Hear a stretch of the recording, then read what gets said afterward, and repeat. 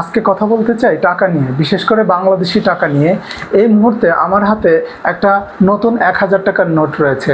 যখন বাংলাদেশ ব্যাংক কখনো নতুন নোট বের করে তখন এরকমের চকচকে থাকে, কোথাও কোনো দাগ থাকে না। নোটের নিরাপত্তার খাতিরে বিভিন্ন ধরনের ফিচার অ্যাড করে থাকে। আমি সেসব ফিচার নিয়ে কথা বলবো না, আমি অন্য একটা বিষয়ে কথা বলবো।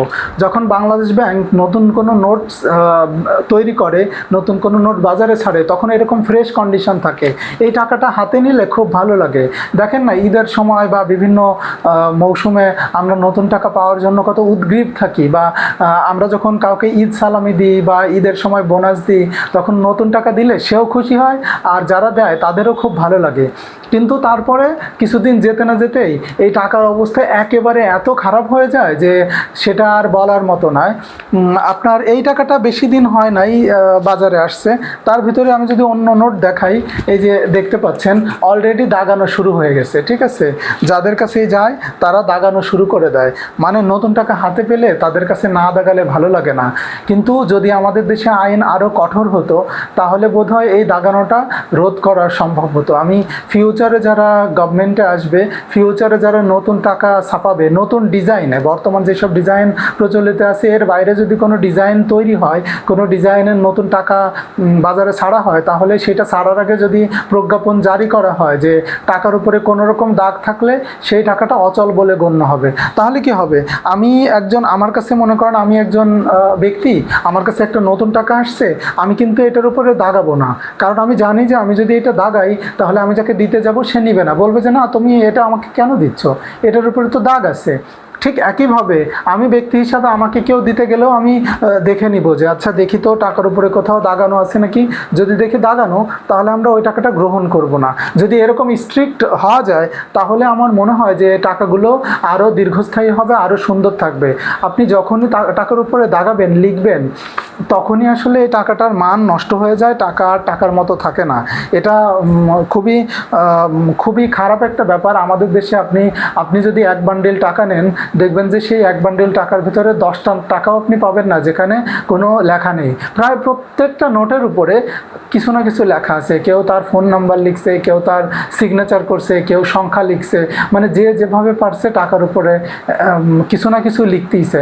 কেন ভাই, টাকার উপরেই কেন লিখতে হবে? তোমার যদি এতই লেখার শখ হয় তুমি সাদা কাগজে লেখো, তারপরেও কেন টাকার উপরে লিখতে হবে? তো আমি মনে করি যে এই ব্যাপারটা আরও গুরুত্ব সহকারে দেখা উচিত। আমি এর আগেও দেখছি যে আমাদের যেই অন্যান্য নোট ছিল ওই নোটগুলোর উপরেও ওইভাবে লেখা ছিল। আমার হাতে এই মুহূর্তে একটা অ্যালবাম আছে, আমি যদি অ্যালবামটা দেখাই আপনাদেরকে।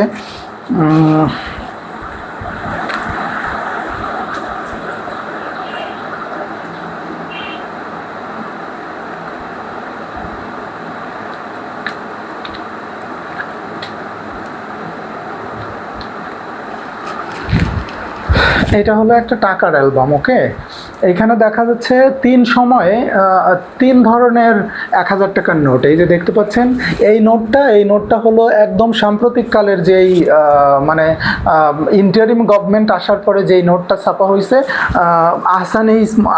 আহসান হাবিব মনসুর, যিনি আহসান এইস মনসুর নামে পরিচিত, বর্তমান বাংলাদেশ ব্যাংকের মাননীয় গভর্নর, তার সময়ে যে নোটটা আসছে। আর এইটা হলো তার কেবলই আগের নোট, আর এইটা হলো তারও আগের নোট। তো এই নোটগুলোর বিভিন্ন রকমের ফিচার আছে। আপনার 500 টাকার নোটও এরকমের আছে, যে আমরা যদি দেখি যে 500 টাকার নোট বিভিন্ন ডিজাইনের আছে, বিভিন্ন রকমের আছে। এটা কাগজের মান, ডিজাইন বিভিন্ন রকম হয়ে থাকে। 200 টাকার নোট আছে, 100 টাকার নোট আছে। কিন্তু অধিকাংশ নোটই আমরা যখন এই যে যেমন এটা 100 টাকার নোট দেখতে পাচ্ছি, অধিকাংশ নোটই আমরা দেখি যে যখন বাজারে ছাড়া হয় তখন কত চকচকে থাকে, কিন্তু তারপরেই সবাই লেখে। এই যে যেমন 50 টাকার নোটও আছে। তো এইটা হলো 20 টাকা এবং 10 টাকার নোট। এই যে 10 টাকার এই নোটটা প্লাস্টিকের নোট। তো আমি যেটা বলতে চাচ্ছি যে আসুন আমরা টাকার উপরে দাগানো বন্ধ করে দিই। আমাদের দেশের অন্যান্য দেশের টাকা আপনি কি দেখছেন? আপনি অন্য দেশের টাকা যখন দেখবেন কত সুন্দর। আমি যদি আপনাকে অন্য দেশের সিঙ্গাপুরের টাকা দেখাই বা অন্য দেশের টাকা দেখাই, আপনি দেখলে খুবই অবাক হবেন যে কি সুন্দর পরিষ্কার। অনেক পুরনো হয়ে গেছে, কিন্তু সেগুলো এই যে দেখেন অনেক পুরনো হয়ে গেছে, অনেক দিন আগে এগুলো বাজারে ছাড়া হয়েছে, কিন্তু কোথাও কোনো দাগ নেই।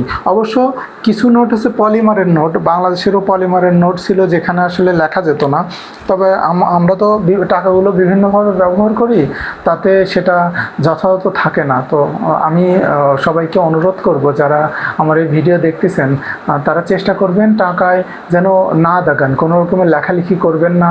আমাদের দেশের টাকা যত সুন্দর রাখা যায় তত ভালো, তত দীর্ঘস্থায়ী হয়। নতুন টাকা দেখতেও কিন্তু ভালো লাগে, আর যখন টাকার উপরে দাগানো হয় তখন কিন্তু ওই টাকাটা আর দেখতে ভালো লাগে না। এই যে দেখেন নতুন নতুন নোট কত কত ভালো লাগে, আর পুরনো হলেই কিন্তু সেটা আর ভালো লাগে না।